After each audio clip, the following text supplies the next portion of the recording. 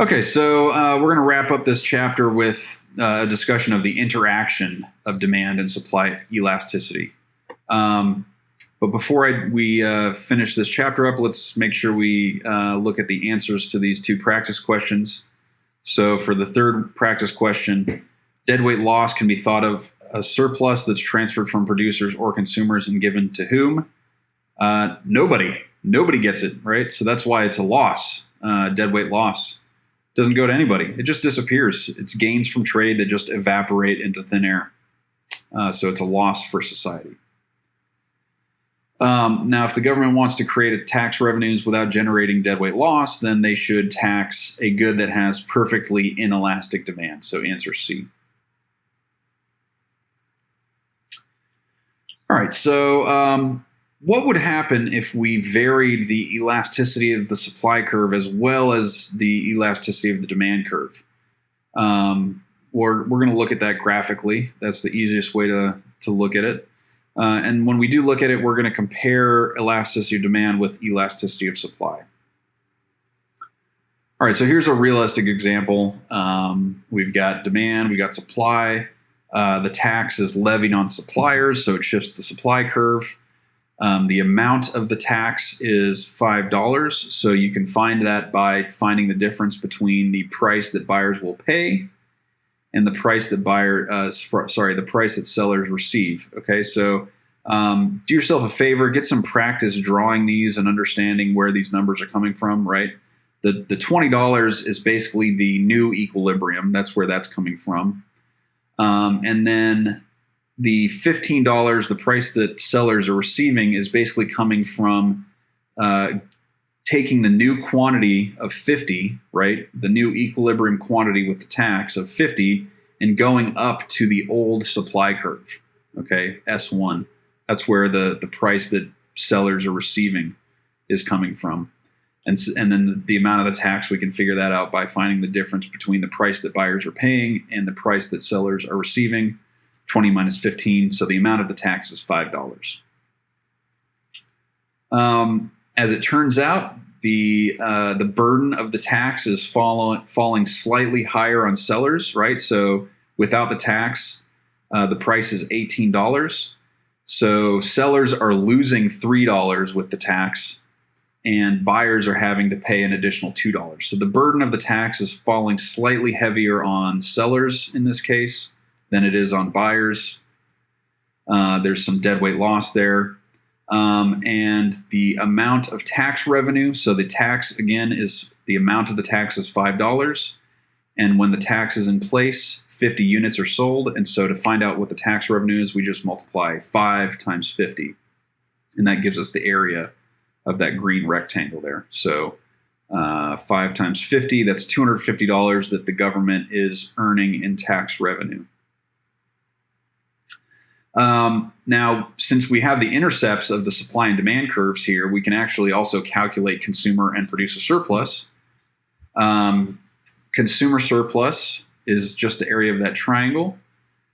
And so we can use the formula for a triangle, which is 1/2 base times height. The base of the blue triangle is 50. The height is 10.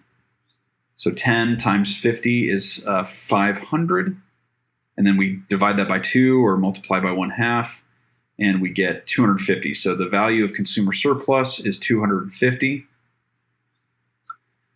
We can do the same thing with producer surplus. Okay, so that's the pink triangle, not rectangle, triangle.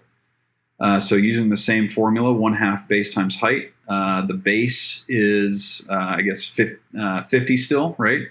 The number of units sold is 50. The height is 15, going from the intercept of 0 all the way up to 15, the price that sellers receive. So 50 times 15 is 750, and then multiplying that by 1/2 gives us 375. So 375 is producer surplus. We can also calculate the amount of deadweight loss. Okay, so that is also a triangle, that gold or yellow triangle there. So we can also use our triangle formula to calculate the amount of deadweight loss. I guess depending on how you look at it, I guess I would look at it as the base of this is 5, the amount of the tax. And then the height of that triangle, it's kind of on its side is how I'm looking at it. The triangle is on its side. So the base is 5, the height is 10. The difference between 60 and 50 is the height of that yellow triangle. And so 5 times 10 is 50. And then we're going to multiply that by 1/2 to get 25. So there's $25 of gains that are just lost because of this tax. And that's the deadweight loss. Okay, so what happens then if the government starts to increase the tax, right? The government's looking at their budget and they're like, we need more tax money because we're running a huge deficit. Well, there's a trade-off, right? Again, what was one of the big 5 concepts of economics? Trade-offs, right? So here's another example of where trade-offs are in our lives. There's going to be a trade-off between tax revenue and deadweight loss. And so this is actually a real example in Ireland. They had a 15-cent tax on plastic bags, and then they decided they wanted to increase their tax revenue, and so they started jacking this tax up. All right, so let's start with a picture, supply and demand model, no tax, everything's great. We would have our consumer surplus in the triangle that's above price, P1, and below the demand curve. Producer surplus would be the area below price, P1, and above the supply curve. No deadweight loss in this picture, perfectly efficient, right? But then the government starts to tax this item, right? So there you go. There's a tax, a small tax. They earn some tax revenue, and there's a small deadweight loss. And then they decide they want to increase their tax revenue, so they increase the amount of the tax. So now the tax is bigger. Okay, so maybe they're earning some more tax revenue, but now there's a bigger deadweight loss. So society is actually worse off. They've lost more of the gains than in this picture. Okay, deadweight loss is bigger. Let's keep going. Let's go even further, right? Okay, well, I'm not sure that the government's actually earning more tax money now, but the deadweight loss is definitely huge, right? Almost all of the gains from trade are completely lost with such a high tax, right?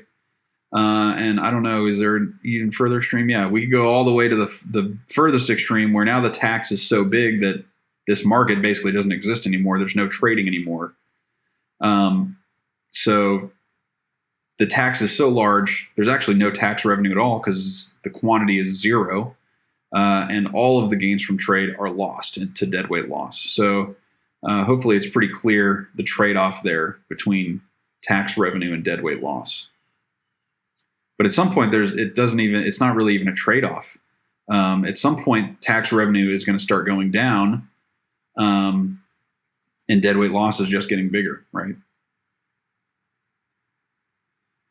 So hopefully you might be thinking, well, if taxes create deadweight losses and reduce efficiency, why would we have taxes? Why tax a good if it reduces efficiency and creates a deadweight loss? And so maybe we should think about this with regard to something like smoking, right? Which policy, a tax or a ban, would be more effective at reducing smoking? I don't know. Think about that. If you want, send me an email and tell me what you think, or post it in the comments to this video. All right, so we're going to wrap up this chapter just talking about some unusual taxes. What's the purpose of a tax and how effective is it? So in New York, an unusual tax that exists is a bagel tax. So each prepared bagel is subject to an excise tax of 8 cents. Not really sure what the purpose is. I guess to earn a little bit of money for the government. I'm not sure how elastic the demand for bagels is. It seems like a pretty small tax. A bagel, it's probably less than sales tax. Bagel's probably a couple bucks at least in New York, so 8 cents for a $2 or $3 bagel is pretty small percentage-wise. So there's probably a relatively small deadweight loss. But given the huge number of bagels that are probably sold in New York, it probably earns the city a pretty substantial amount of money. Another unusual tax was there was a window tax in England that started in 1696. And this was basically a luxury tax. Windows were a thing that only rich people could afford, and so it was a way of sort of taxing rich people. All right, so in conclusion, what we learned in this chapter is that unregulated markets can be beneficial because they generate the largest possible total surplus. So markets without taxes or government intervention, for that matter, produce the largest total surplus. They give society the most benefits from trade. Whereas when we tax specific goods, it leads to a deadweight loss, which is basically a result of reduced economic activity. And so at the end of the day, if we want public goods, things like police and firemen and firewomen, and parks and roads, we kind of need to weigh those things because they are paid by tax revenue. They're paid for by tax revenue. So we kind of need to weigh the benefits of those things against the deadweight loss that is a result of raising the tax revenue to pay for those things, right? So, this is basically the subject of public economics, the cost-benefit analysis of taxes. So if this sort of thing interests you and you're an econ major or a business major, consider taking public econ.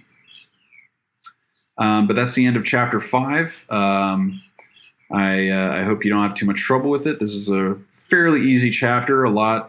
Students usually have an easier time with this chapter than they do the chapter on elasticity. So hopefully that's the case for you. If you have any questions, feel free to email me in iCollege. And I'll see you next week for chapter 6.